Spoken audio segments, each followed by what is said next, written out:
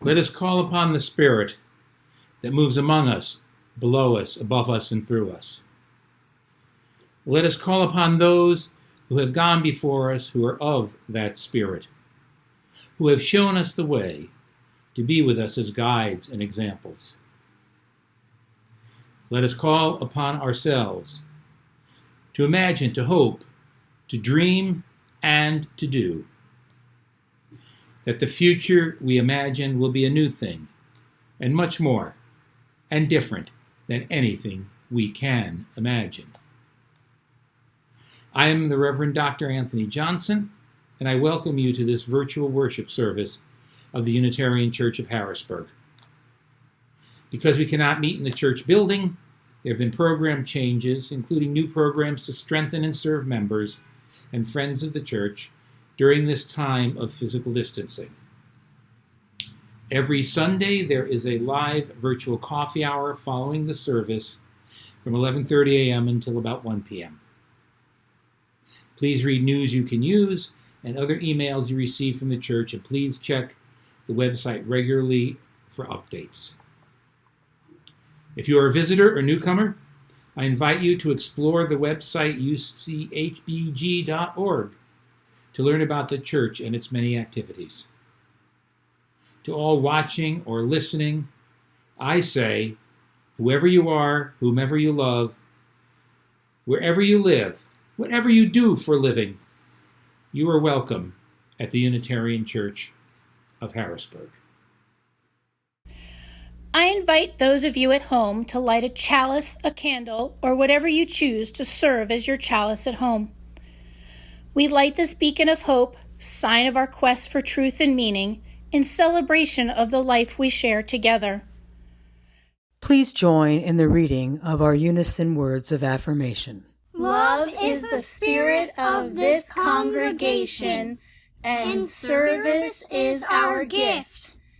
This is our great covenant, to dwell together in peace, to speak our truths in love, and to help one another.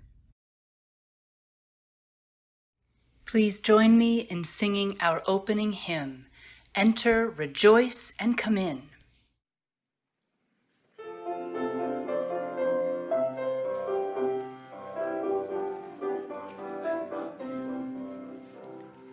Enter, rejoice, and come in. Enter, rejoice, and come in. Today will be a joyful day. Enter, rejoice, and come in. Open your ears to the song. Open your ears to the song. Today will be a joyful day. Enter, rejoice, and come in. Open your hearts. Open your hearts, everyone. Open your hearts, everyone. Today will be a joyful day. Enter, rejoice, and come in. Don't be afraid of some change. Don't be afraid of some change. Don't be afraid of some change. Today will be a joyful day. Enter, rejoice, and come in. Enter, rejoice, and come in. Enter, rejoice, and come in. Enter, rejoice, and come in.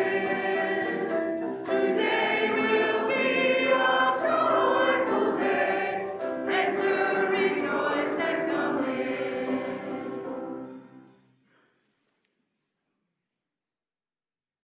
Good morning.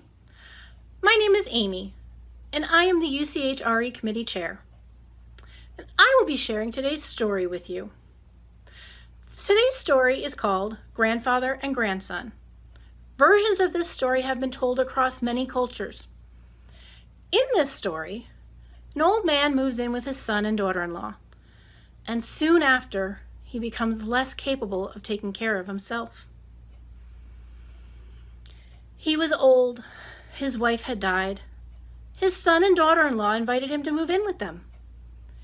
In the few years that he had lived there, he'd grown more and more frail, more forgetful, and clumsy. It was hard for the daughter-in-law. She had so much to see to already with the children, the garden, and the household. And one day, it was suddenly just too much. He'd knocked over his bowl yet again. Not only had the soup spilled over the table and soiled the beautiful embroidered cloth, but the old man had broken yet another one of her fine bowls. That night, when the grandfather sat outside, the daughter-in-law said to her husband, "You must carve a wooden bowl for the old man, or at least buy him one." "A wooden bowl? I'm tired of him breaking my good dishes.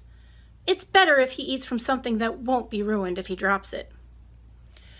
Having finally broached the subject of her father-in-law, it was as though a dam had burst, and her many grievances poured forth. "I'm tired of the way he complains. He'll say the tea is cold, but that's because he forgot to drink it. I'm tired of the way he changes his mind. He doesn't ever seem to know what to do. I'm tired of his endless chatter. He says the same things over and over again." And she went on, "It's embarrassing when the neighbors come by. Perhaps we can set a table for him in the nook in the corner." The man understood his wife's complaints. He too found it challenging to live with his father, and he may have been about to suggest something more drastic. We'll never know, because a sudden movement caught his eye and his wife's eye. It was their son. He was rummaging about, looking for something. "What are you up to, sweetie?" asked the mother. "Oh, just looking for some wood." "What for?" "I'm going to start carving wooden bowls for you and Dad. I want to be all ready for when you two get old." The boy's parents stared at the boy, and then they looked at each other. And at that moment, they understood just how wrong they had been. The father went outside and invited the grandfather to join them for tea. The daughter-in-law set the grandfather's favorite cup and saucer in front of him, and they were made of porcelain. And there was no more talk of wooden bowls or sitting at table in the nook in the corner. As we learn to build new ways, I close today's story with this question for you. When was the last time someone younger than you introduced you to a new perspective on a situation?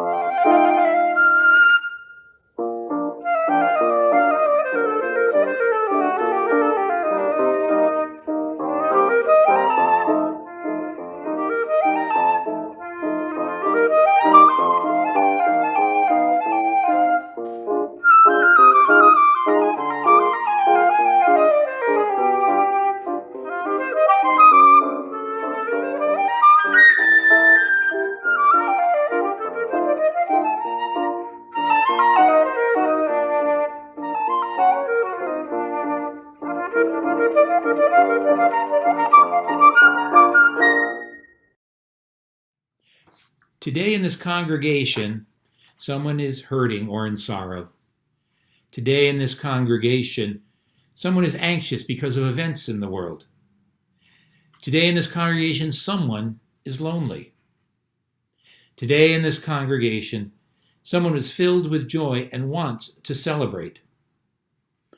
For all the fear and sorrow in the world today, there are still moments of joy. Here are some sharings from the congregation. Sharon Vaughn tells us, "It's been a crazy couple of months. In June, I was told that my job would be eliminated on June 30th, and on Monday, I started a new job. I know I'm quite fortunate to be able to find a job in this climate." And Kathleen Gorak shares this positive message. "I finished with my active cancer treatment after 7 months. In retrospect, the time went by quickly and was relatively uneventful insofar as the side effects and complications go. Going forward, I'll continue my hormone-suppressing medication for the next 10 years and with my fabulous oncologist at regular intervals throughout this time. I intend to take time to rest and gain my wits about me, then I jump back into the world in September. Thank you all for your encouragement and healing wishes. Walking down this road, surrounded by your support, made everything easier to bear. Lucky me. Lucky, lucky me." We have heard the words of the people. The people have placed their joy and sorrow before this community and before the holy. The words they have shared are words of love and trust. Love for those whose names have been spoken and love for those who hear. Trust in the acceptance of this community and trust in the continuity of life. When there is birth, life goes on. When there is death, life goes on. When there is joy, life goes on. When there is sorrow, life goes on. May we always live in trust and in love, that all joys might be shared and all sorrow comforted. Amen. Blessed be.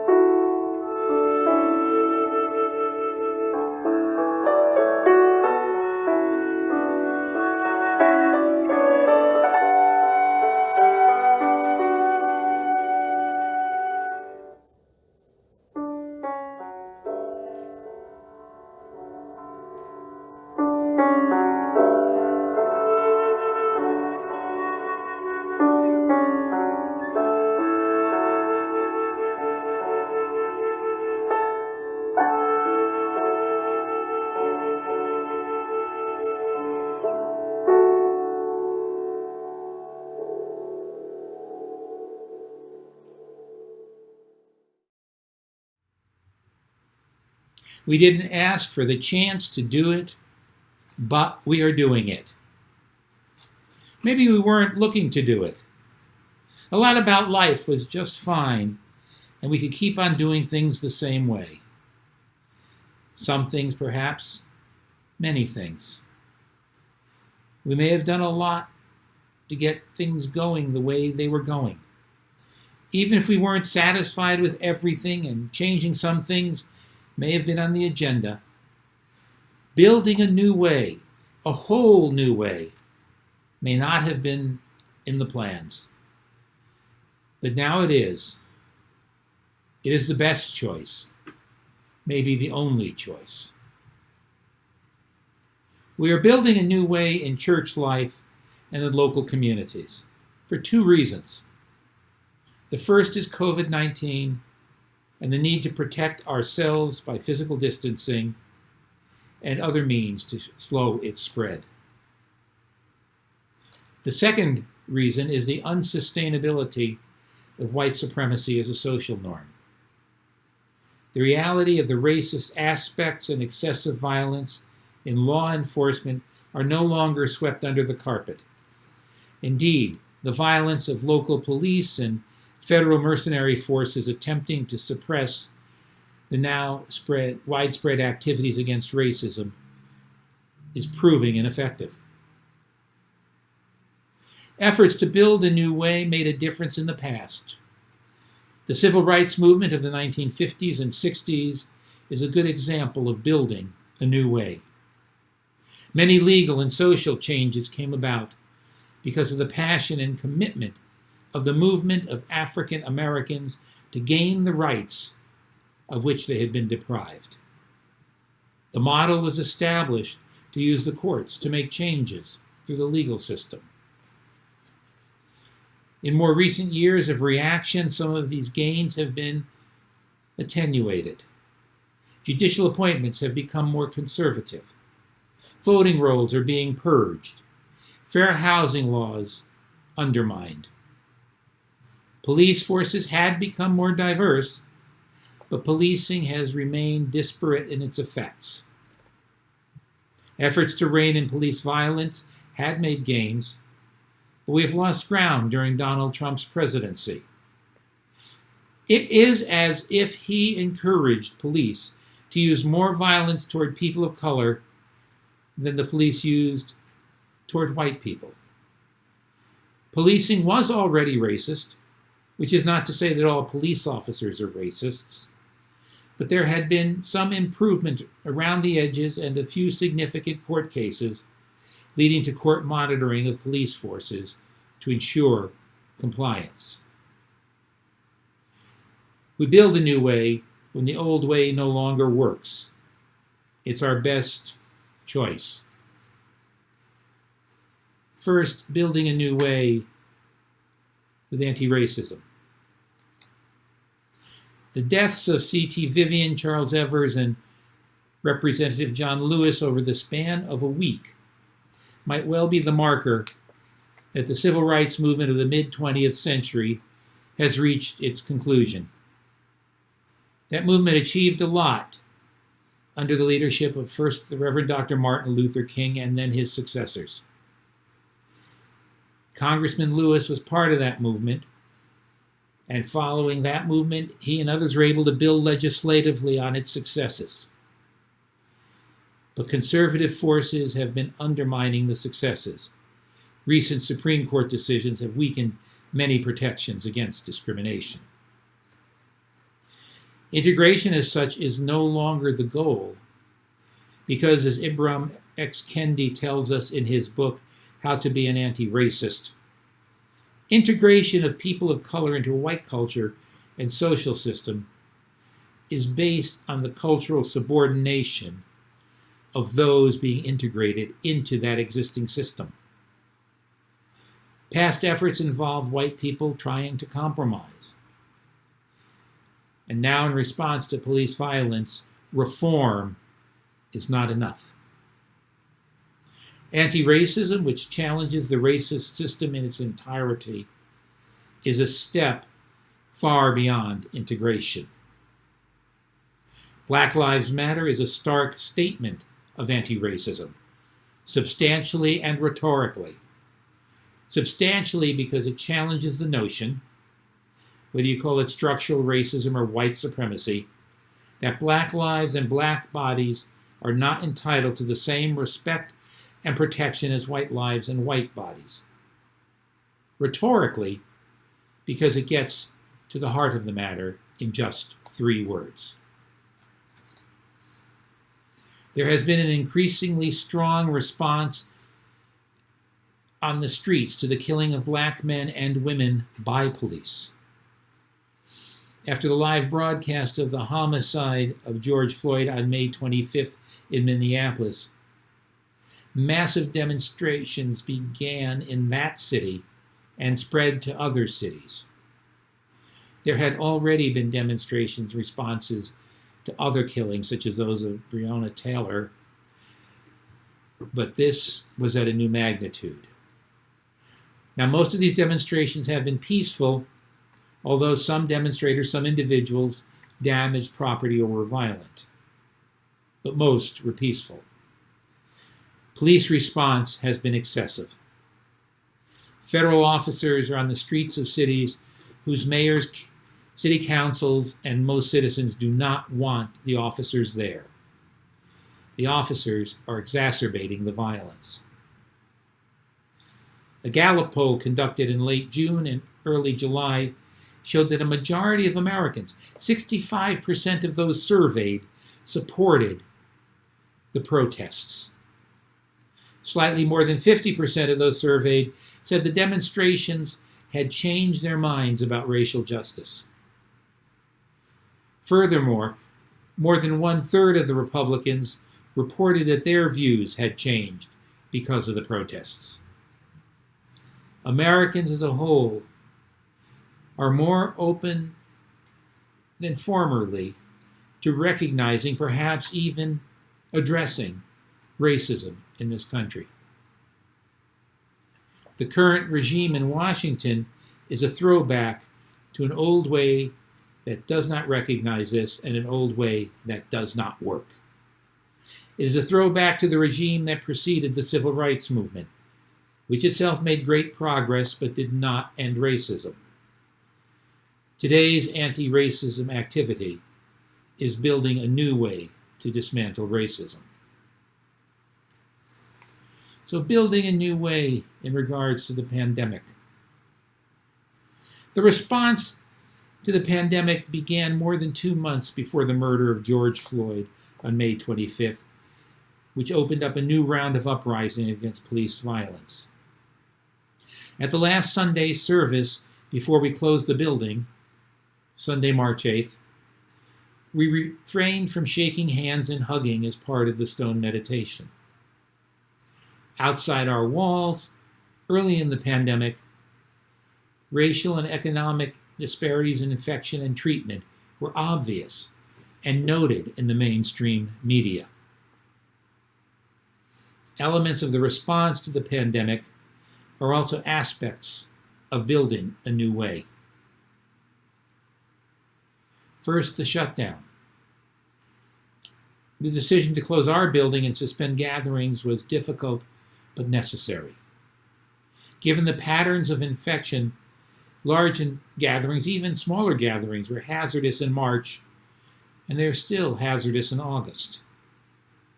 Parts of the country that have begun to open up have seen new infections. States that shut down the most completely and the longest and began re-entering the most slowly, that is, reopening the most slowly, are doing better than most states. Now, some work of necessity takes place in our building, but at this point there are never more than 3 people in the building. They are working in their offices and wearing masks when they go to another office. And usually no one of them is there on more than 1 day a week. Most of the time, all staff are working remotely. And for the foreseeable future, this is the only safe thing for us to do. The board, the staff, and I have ongoing discussions of when it will be safe to resume regular activities on site. That time has not yet come.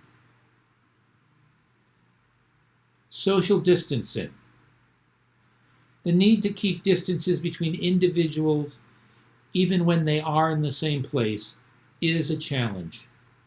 Now, not everyone in this congregation is a hugger, but many are. And many who are not huggers will lean in close during conversations. Gathering for worship, fellowship, and meeting are all part of the life of a religious community. Fellowship after the service is a big deal. We are all adapting. The need for continued social distancing means, in part, that there are no announced office hours. We love having members drop in, but we can't have that until social distancing is no longer necessary. There are virtual meetings. Now, before the pandemic, many organizations and groups had begun having virtual meetings because their members were geographically separated and regular in-person meetings were not practical. We started building this piece of a new way before it was necessary for everyone. Now many of us have multiple Zoom meetings a day on several days a week.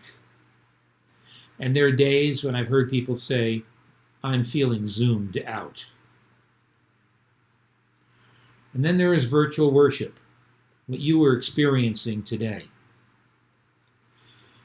Early in the pandemic, the president of the Unitarian Universalist Association, Susan Frederick Gray, urged congregations to be prepared to worship remotely through May 2021. This is still good advice. So much of worship as we know and understand it is defined by the gathering of the people of a community together in a place. It is what we do together to celebrate what we define as the Most High in our lives and to encourage us as faithful people to live our best possible lives. By best, I mean spiritually fulfilling, ethical, loving, and well-lived lives. In engaging in virtual worship, we seek to celebrate and encourage ourselves through the screen. We adapt what we do in person in 3 dimensions to a 2-dimensional video, which is typically pre-recorded. And this has meant rethinking practices. Some congregations live broadcast virtual worship. Some live broadcast worship that includes both pre-recorded and live segments. So far here at UCH, we have been recording the entire service. However, I invite you to tune in on Facebook Live on August 8th by 1 p.m. At 1 p.m., the ordination of Robin Coriander Stillwater will be broadcast live from multiple locations with some segments pre-recorded, and it is this congregation who will ordain Robin to the ministry. There are 2 ways in which Miss Stillwater's ordination is building a new way. The first is that it marks the start of a ministry that grew out of faith development in this church. It will not be the first virtual ordination by a Unitarian Universalist congregation. The first few were in the spring, and there have been a few already this summer. But this will be the first virtual ordination in this congregation. And it will be a mixture of live and recorded. Once more, another step in building a new way. Now, there is more that we have yet to figure out as we live through the pandemic. But here is what is important. In living as a liberal religious community at this point in time, you are learning how to be the congregation apart from your building. Let me say that again. You are learning how to be the congregation apart from your building. We have adapted many existing practices and programs to cyberspace, and we have not adapted others. We need to develop totally new programs and activities to support the members, to serve the community, and to strengthen this church as an institution, an important and necessary institution. And both lay leaders and staff have worked on doing this as well. But again, there is more to do. Building a new way is the best choice at this time. But what the new way will look like is the adventure of exploration that we are in the middle of. I quote these words that James Luther Adams wrote many years ago about the free church, the tradition of which Unitarian Universalism is a part. He wrote these words more than half a century ago, but they're even truer today. The free church is open to insight and conscience from every source. It bursts through rigid tradition, giving rise to new and living language, to new and broader fellowship. It is a pilgrim church, a servant church, on an adventure of the Spirit.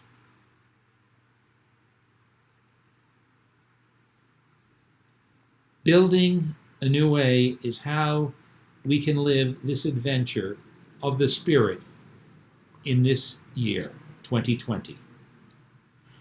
Truth is, we cannot go back, nor can we stay in a holding pattern. Building a new way is our best choice. Amen. Blessed be.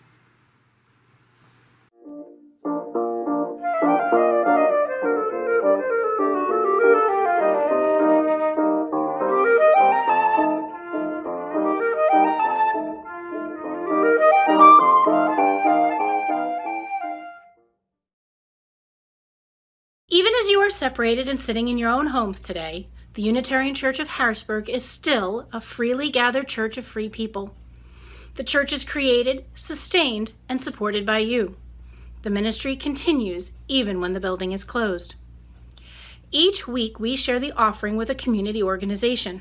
During the month of August, the recipient is the Harrisburg Center for Peace and Justice.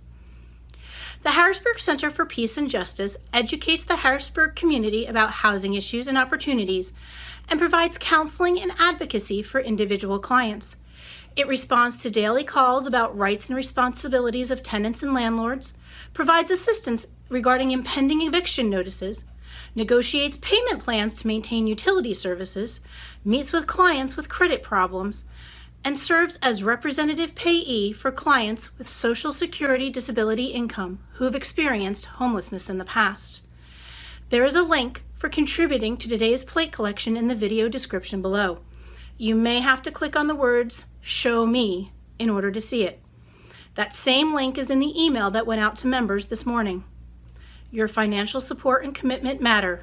Please, be generous.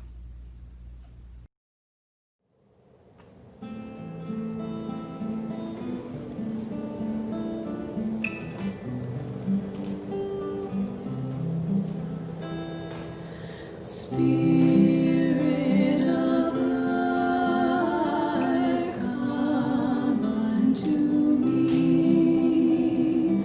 Sing in my heart all the stirrings of compassion.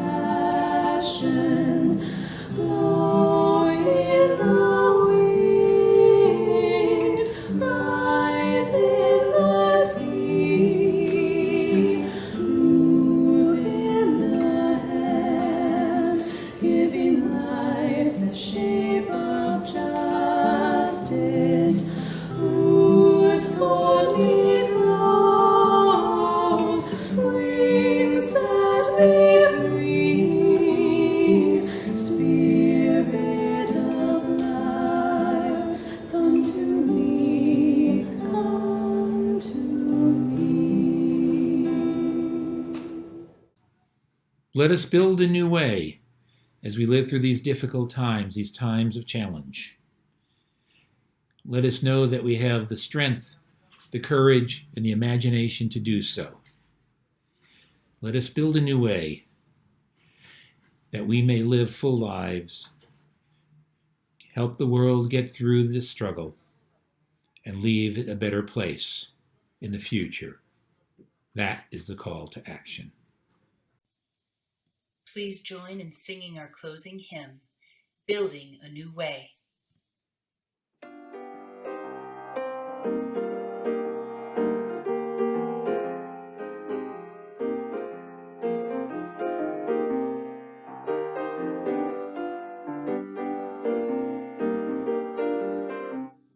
We are building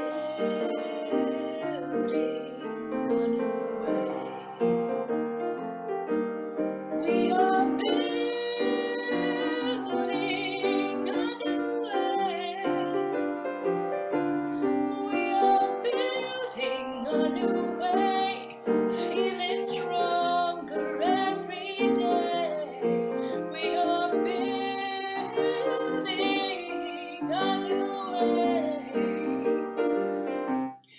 We are working to be free. We are working to be free. We are working to be free. Hate and greed and jealousy. We are working to be free. We can feed our every need. We can feed our every need. We can feed our every need. Start with love, that is the seed. We can feed our every need. Peace and freedom is our cry. Peace and freedom is our cry. Peace and freedom is our cry. Without these, the world will die. Peace and freedom is our cry.